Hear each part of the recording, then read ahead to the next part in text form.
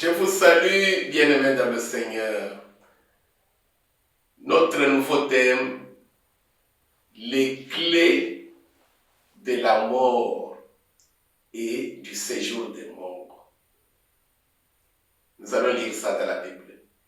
Et nous allons voir le premier sujet, les noms révélés. Si ce thème et ce premier sujet vont édifier votre foi, veuillez le partager avec les autres. Et n'oubliez pas de vous abonner à notre chaîne Prisonniers de Christ Urbain. Nous allons recommander cette parole entre les mains du Seigneur. Père Céleste, nous nous recommandons entre tes mains, toi qui es le début et la fin de toutes choses. Daigne commencer avec nous et terminer avec nous cette prédication. Au nom de Jésus-Christ. Amen. Les clés de la mort et du séjour des morts. Nous allons lire Luc chapitre 2, versets 36 à 38 et Apocalypse chapitre 1, versets 17 à 18. Nous lisons au nom du Seigneur Jésus-Christ.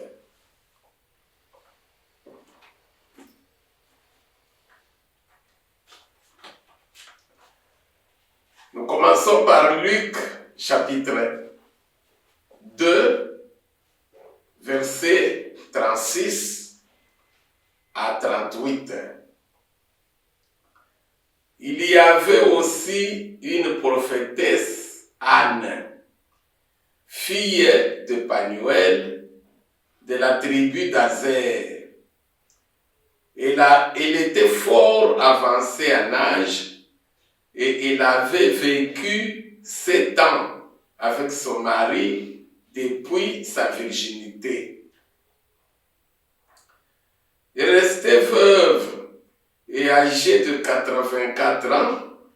Elle ne quittait pas le temple et elle servait Dieu nuit et jour dans le jeûne et dans la prière. Étant survenue, elle aussi, à cette même heure, elle louait Dieu et elle parlait de Jésus à tous ceux qui attendaient la délivrance de Jérusalem. Amen. Ça, c'est notre texte de base qui va illustrer tout le thème sur les clés de la mort et du séjour des morts. Nous allons lire ce thème là-bas. Ces paroles-là ne viennent pas de moi, viennent de la Bible, de la parole de Dieu, de la bouche de notre Seigneur Jésus-Christ. Apocalypse chapitre 1, versets 17 à 18. Quand je le vis, je tombais à ses pieds comme mort. Il posa sur moi sa main droite en disant, « Ne crains point, je suis le premier et le dernier, et le vivant. J'étais mort, et voici, je suis vivant au siècle des siècles. Je tiens les clés de la mort et du séjour des morts. » Alléluia! Je tiens les clés de la mort et du séjour des morts, dit Jésus. Notre thème, les clés de la mort et du séjour des morts. Le premier sujet, les noms révélés. Bien-aimés dans le Seigneur, le premier sujet que nous allons voir sur les noms révélés, nous allons lire. Mais avant de le lire, nous l'introduisons déjà. Nous avons lu dans Luc chapitre 2, 36 à 38, on parle de la prophétesse Anne.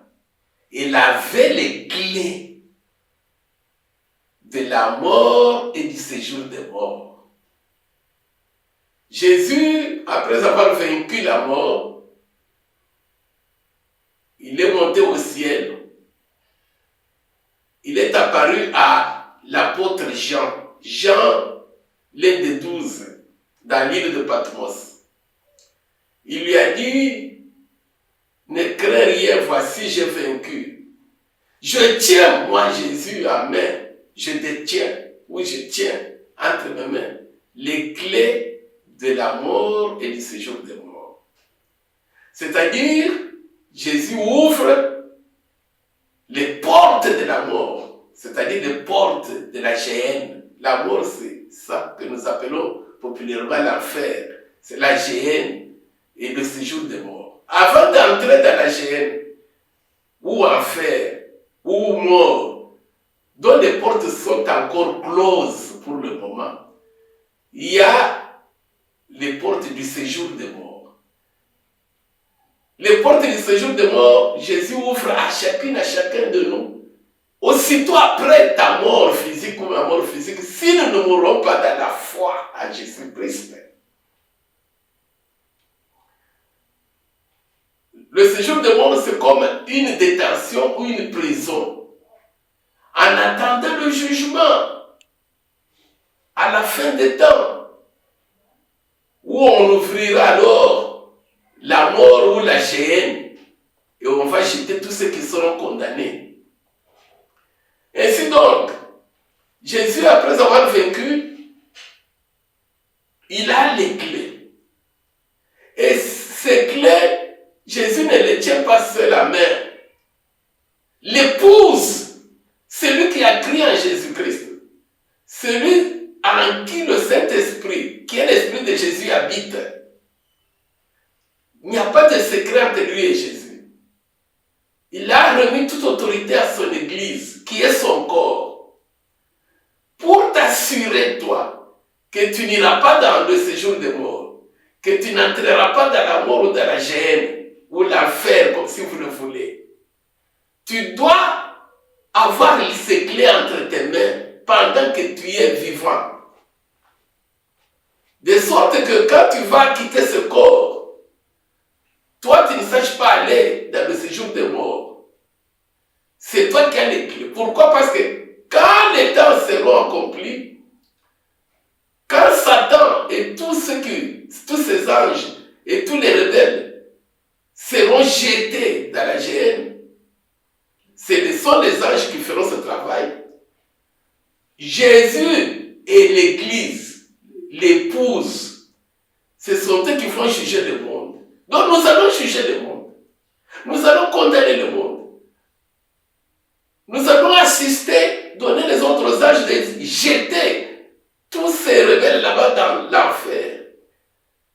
Est-ce que toi et moi, nous avons ces clés entre nous, par la foi en Jésus-Christ? C'est ce que nous voyons. Et nous verrons première clé, deuxième clé, troisième clé. Avoir la clé, c'est pour ouvrir à ceux qui entrent. Si tu as les clés de la prison, tu es le directeur de la prison, c'est toi qui as le pouvoir de jeter le condamné de la prison. C'est-à-dire, toi, tu ne vas pas entrer dans la prison. Mais tous ceux qui n'ont pas la clé ou les clés, ce sont ceux qui sont destinés à entrer dans la prison. Jésus a les clés, l'épouse a les clés. C'est-à-dire, Jésus et l'épouse ne vont pas entrer. Ils vont ouvrir à ceux qui vont y entrer. As-tu les clés de la mort et du séjour des morts? Nous voyons la première clé, les noms révélés. Nous allons lire Deutéronome chapitre 29, verset 29.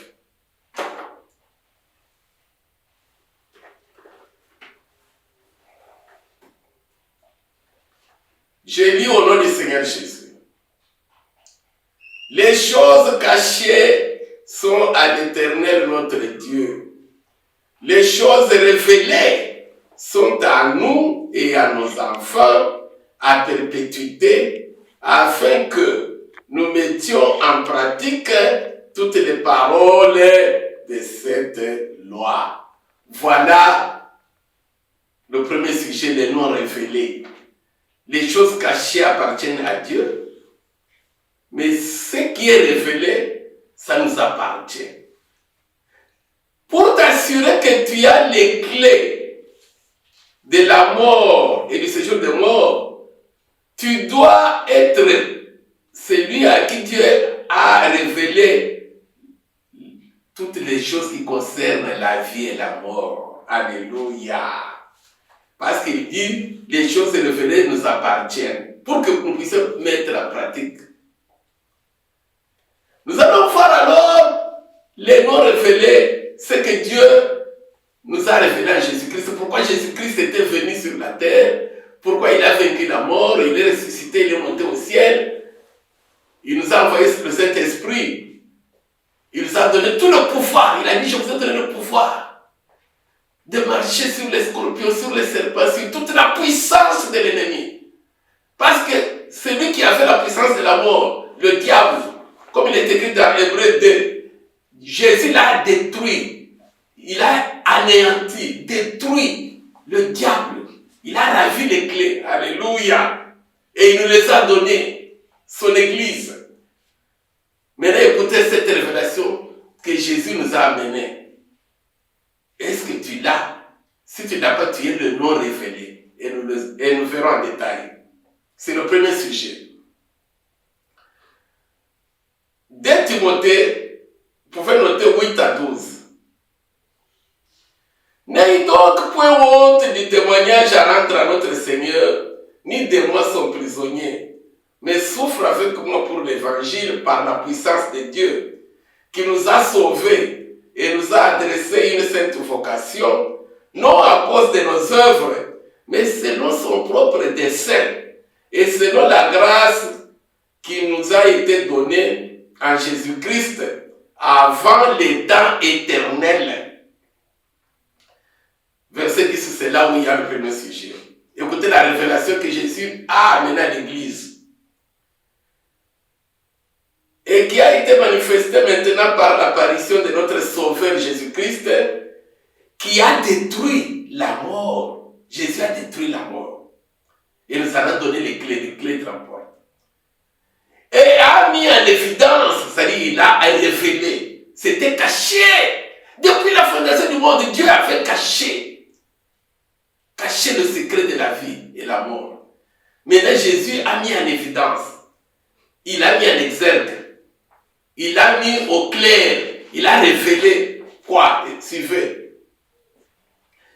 Jésus a mis en évidence la vie et l'immortalité par l'évangile. Alléluia! La vie et l'immortalité. Retenez ça. C'est pour cet évangile que j'ai été établi prédicateur et apôtre, chargé d'instruire les païens. Et c'est à cause de cela que je souffre ces choses. Mais je n'en ai pas honte, car je sais en qui j'ai cru, et je suis persuadé qu'il a la puissance de garder mon dépôt jusqu'à ce jour-là. Bien aimé, maintenant, nous allons écouter la prédication, suivre la prédication sur le premier sujet. Les noms révélés. Tu dois avoir en tant qu'Église, l'Église c'est toi, le chrétien, si tu as reçu le Saint-Esprit. L'Église ce n'est pas l'assemblée locale, le rassemblement des peuples et des personnes, non. L'Église, si tu es membre du corps de Christ, si tu es l'épouse, si tu es celui dans lequel habite le Saint-Esprit, tu dois avoir cette clé, la première clé. Nous avons suivi le thème, les clés. C'est un trousseau de clés. Il y a plusieurs clés des portes de la mort et du séjour de mort. Même dans le monde, quand vous allez à la prison, il y a les portes, les pavillons. Pavillons de ceci, des voleurs, de ceci, des impudiques, de ceux qui ont violé, des éléments dangereux, etc. Dans la détention. Nous voyons la première clé, les noms révélés. Les noms révélés, s'ils meurent physiquement, ils vont dans le séjour des morts. Et à la fin des temps, ils seront jetés dans la géhenne, dans la mort. La mort, c'est-à-dire la géhenne. Nous avons suivi la révélation que Jésus nous a amenée. La mort, comme nous l'entendons, n'existe pas comme nous, les hommes, les humains, nous l'entendons. Que quelqu'un est mort, c'est tout. Ce sont les noms révélés. Ils sont chrétiens, mais eux croient que la mort mort, quand quelqu'un meurt, c'est fini, il est mort. D'ailleurs, que je me suicide, puis j'ai appris, je vais mourir. Et laissez-moi tout faire, profiter de la vie, épouser même 50 femmes. Après, parce que je vais mourir, c'est tout. Et laissez-moi amasser beaucoup d'argent. Que chacun se débrouille, je ne peux rien donner à quelqu'un d'autre parce que c'est pour mes enfants, parce que je veux mourir, c'est fini. Voilà les noms révélés. Jésus nous a amené la révélation, nous avons lu 2 Timothée chapitre 1, verset 10. Il a mis en évidence, il a révélé par l'évangile que il y a la vie et l'immortalité, c'est-à-dire la vie immortelle. Il n'y a pas de mort. La mort, comme toi tu l'entends, n'existe pas. Dieu, tout ce qu'il a créé, c'est la vie immortelle, c'est-à-dire l'immortalité. La Bible dit que tout ce qu'il créait était bon, parce que Dieu est parfait. Tout ce qu'il a créé était bon. Même les arbres que vous voyez, les animaux, tu peux tuer un animal, le sang coule, tu peux tout faire, l'arbre, même les excréments, tout. Il y a une vie, il y a une vie. La terre, il y a une vie immortelle. Quand tout sera jeté dans le feu, dans l'enfer, voilà pourquoi Jésus parle du feu éternel. Pourquoi ce feu ne s'éteint jamais, ne s'éteindra jamais? Parce que les éléments qu'on a jetés dans ce feu sont aussi éternels. Ce sont les tourments éternels, les souffrances éternelles, les pleurs et les grincements des dents éternels. C'est ça la mort. Voilà maintenant les non révélés, les chrétiens qui sont non révélés. Pour eux, quand quelqu'un meurt, c'est fini, il meurt. Il faut qu'il profite. Il est chrétien, il faut qu'il profite. Mais celui qui est révélé, c'est celui qui croit, qui sait, qui a l'assurance que la mort physique, ce sera un départ. Nous avons lu au verset 9, on dit, avant les temps éternels. Maintenant donc, quand nous quittons ce corps, la Bible appelle ça départ. Tu pars maintenant, c'est témoignage. Tu pars. Et c'est le début des temps éternels, c'est-à-dire l'éternité. L'homme a été créé pour l'éternité. Satan a été créé pour l'éternité. Les anges ont été créés pour l'éternité. La création de Dieu, c'est pour l'éternité. Quand Dieu va tout faire disparaître, jeter dans l'enfer, il y a une vie là, éternelle, mais dans les souffrances, dans les tourments.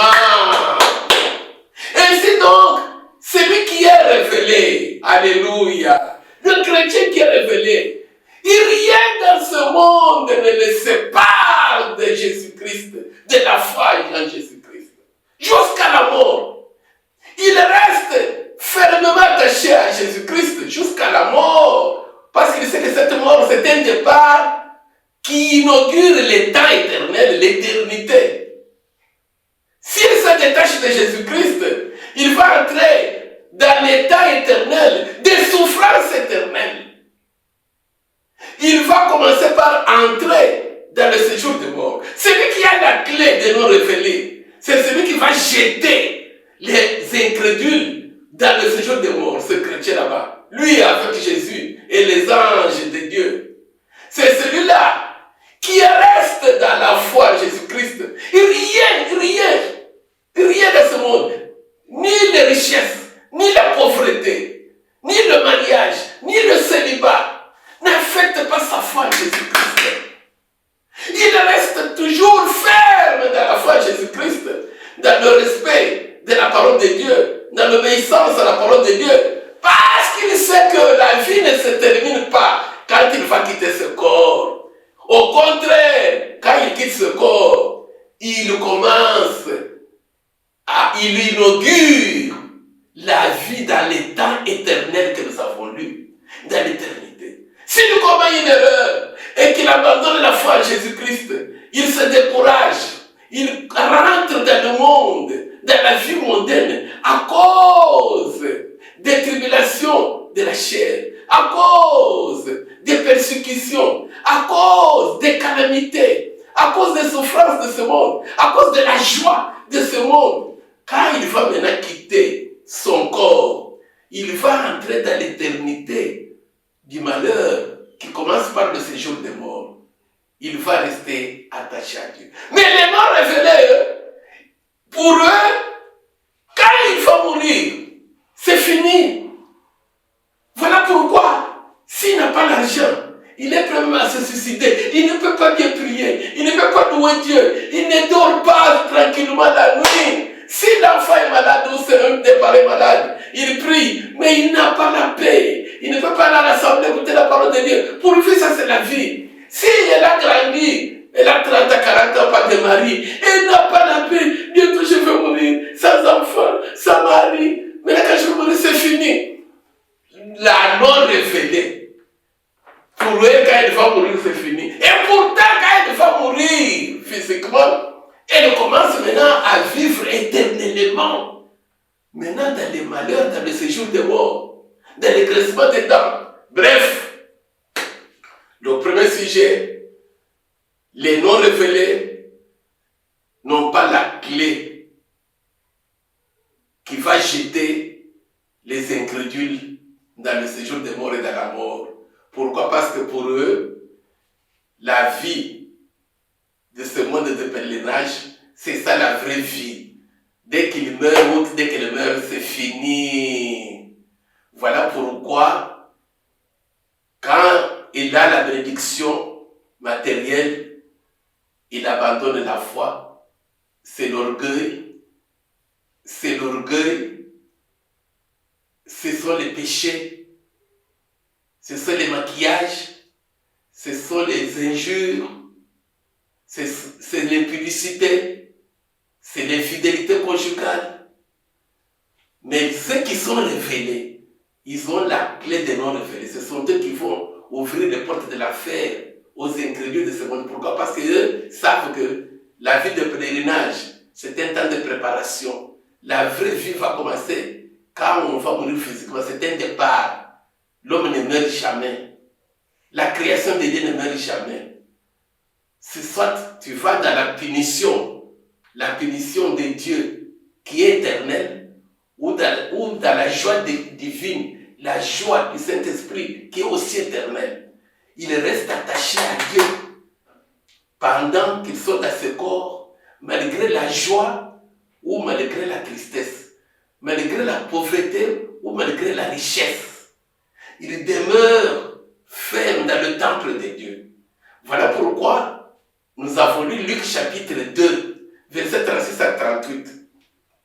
Cette femme s'appelle Anne la prophétesse. Elle était prophétesse.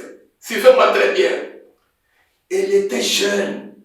Je ne sais pas, entre 14 ans, 18 ans, 19 ans. Belle. Elle a eu un mari. Il y a eu mariage. Dieu l'a béni avec un mari. Dans ce mariage, ils ont vécu à peu près 7 ans. Si je ne me trompe pas, nous avions lu ensemble. À peu près 7 ans. Il n'y avait pas d'enfant. Suivez-moi très bien. Et elle était heureuse dans son mariage. L'homme et la femme attendaient que Dieu les bénisse avec un enfant. 7 ans. Cette jeune sœur, 7 ans de mariage, ils attendaient la bénédiction d'un enfant. Ils étaient heureux. Ils craignaient Dieu, l'homme et la femme. Qu'est-ce qui s'est passé? Après 7 ans, le mari est mort. Le mari est mort. Parce que toi, tu crois que quand quelqu'un meurt, donc c'est Satan. Tu ne vois que Satan. Esprit des morts! Esprit des morts! Quelle mort? Esprit des morts, quelle mort?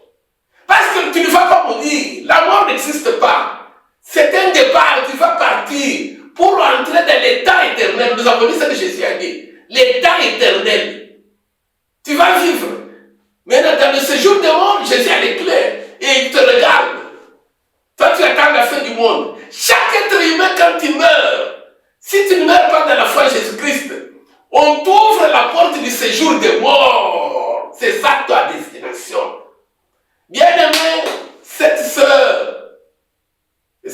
parle maintenant rapidement, le temps est déjà passé. Cette sœur s'appelle Anne, elle était prophétesse. Voilà la prophétesse. Ce ne sont pas les prophétesses que nous avons aujourd'hui. De voir seulement que hey, tu auras un mari. Non, ce président on va le tuer. Mais pourquoi tu ne vas pas dans l'au-delà? Au-delà, après la mort. Après les gens meurent. Pourquoi tu ne vas pas au paradis? Tu ne vois pas que non seulement va aller dans la fer ou au ciel. Maintenant écoutez, quand le mari est mort après 7 ans, sans enfant, cette sœur a pris tout ce qu'elle avait. Elle est allée dans le temple. Elle a dit, moi l'histoire de mariage, c'est fini. Moi l'histoire de travail quoi. Elle est allée dans le temple, elle priait, attendant la venue du Sauveur. Alléluia. Jusqu'à l'âge de combien? Jusqu'à l'âge de 84 ans. Elle a dit non, je reste veuve. Jeune sœur. Elle regarde aujourd'hui combien de mariages? 3, 4, 5 fois. Et les hommes et les femmes. Même 50 ans, 60 ans. Oh, la femme est morte. Oh, le frère est mort. Des soucis, des stress. Oui, je veux mourir. La femme est morte. Le mari est mort. Je n'ai pas d'enfant. Anne est allée jeune dans le temple. Jusqu'à l'âge de 84 ans. Jusqu'au moment où le Sauveur était né. Et c'est elle qui a eu la révélation que ça c'est Jésus. Cet enfant c'est le Sauveur. Et elle parlait de Jésus à tout le monde. Donc le premier sujet que vous allez tenir c'est quoi? Celui qui n'est pas non révélé. Celui qui a la clé d'envoyer les non révélés dans l'enfer. C'est le chrétien. Qui regarde toutes choses dans ce monde comme de la boue. À l'exemple de Anne la prophétesse. Anne, quand le mari est mort, elle a regardé toutes choses comme de la boue. Son mariage, c'était comme une perte de temps. J'ai perdu le temps. 17 ans, 15 ans. 7 ans de mariage. Allez, je m'en vais dans le temple. C'est-à-dire, elle est demeurée dans la parole de Dieu jusqu'à la venue du Seigneur. Jusqu'à la vieillesse. Jusqu'à la mort. Est-ce que tu regardes une chose comme de la boue, ce monde? Celui qui regarde ce monde comme de la boue, rien du monde ne peut le séparer de la parole de Dieu. Nous allons rapidement dire ça. C'est dans Philippiens, c'est ça le premier sujet. Philippiens chapitre 3. Et regardez toutes choses comme de la boue, afin que rien dans ce monde ne te sépare de Jésus, ne te sépare de la parole de Dieu. Voilà celui qui a la clé des non révélés. Pourquoi? Parce que lui, il est révélé sur la vie et la mort. Il sait que ça, ce n'est pas la vraie vie. Quand on va mourir physiquement, ce n'est pas la vraie mort. C'est le début de la véritable vie, l'état éternel. Soit du côté du malheur, soit du côté du bonheur. Et il reste attaché à Jésus jusqu'à la vieillesse, jusqu'au départ. Alléluia! Voilà celui qui a la clé. Et pour ça, il faut regarder toutes choses dans ce monde comme de la boue. Philippiens chapitre 3. Versets 7 à 8. Mais ces choses qui étaient pour moi des gains, je les ai regardées comme de la boue. Je les ai regardées comme une perte à cause de Christ. Et même je regarde toutes choses comme une perte à cause de l'excellence de la connaissance de Jésus-Christ mon Seigneur, pour lequel j'ai renoncé à tout. Et je les regarde comme de la boue, afin de gagner Christ. Alléluia! Afin de gagner Christ. Bien-aimés dans le Seigneur, nous résumons le premier sujet, les clés de la mort et du séjour des morts. Jésus a ça entre les mains. Si Jésus est dedans de toi, parce que la Bible dit, celui qui est en nous est plus grand que celui qui est Saint-Esprit, ça dit Jésus habite au-dedans de toi. Jésus n'habite pas au-dedans de toi seulement pour dire, je chasse les démons, je chasse les aveugles, je chasse les sorciers. Non. Si réellement Jésus est au-dedans de toi, tu dois avoir les clés de la mort et du séjour des morts. La première clé, c'est la clé qui va ouvrir les portes de l'enfer à tous les chrétiens qui sont non révélés. Les chrétiens non révélés, ce sont les chrétiens qui, pour eux, ce monde a de la valeur. Ce monde, ce n'est pas la boue. Donc quand il va mourir, s'il n'a pas eu d'enfant, il ne s'est pas marié, il n'a pas une maison, il n'a pas voyagé, donc il a perdu. Donc il n'a pas la paix aussi longtemps que lui, il n'a pas un enfant. Il n'a pas la paix aussi longtemps que lui n'a pas d'argent. Il n'a pas la paix aussi longtemps qu'il ne s'est pas marié. Donc il est prêt à tout. À aller boire même des bidons d'eau, ou à tout faire, ou à se prostituer, ou à tuer, ou à avorter, ou à torturer, ou à voler. Les non révélés. Pourquoi? Parce que pour eux, ce monde, ce n'est pas de l'amour. Mais celui qui est révélé, celui qui a cette clé-là qui va envoyer le non révélé dans la prison, c'est celui-là. Toute chose dans ce monde, c'est comme de l'amour. C'est-à-dire, rien dans ce monde ne peut affaiblir sa foi parce qu'il sait très bien que la vie continue. Quand on meurt, ce n'est pas la fin de toute chose, on ne meurt pas. Au contraire, on inaugure, on entre dans une période d'état éternel, c'est-à-dire l'éternité. Il faut par conséquent pour mourir dans la foi et regarder ce monde comme de l'amour. C'est-à-dire, il rien de ce monde comme Anne fille de Panuel, la prophétesse. Rien ne te sépare de la crainte de Dieu. Rien ne te sépare de la parole de Dieu. Le séjour de mort, pour terminer, c'est un abîme. Quand tout le monde meurt, il y a des directions. Tu vas voir ton cadavre.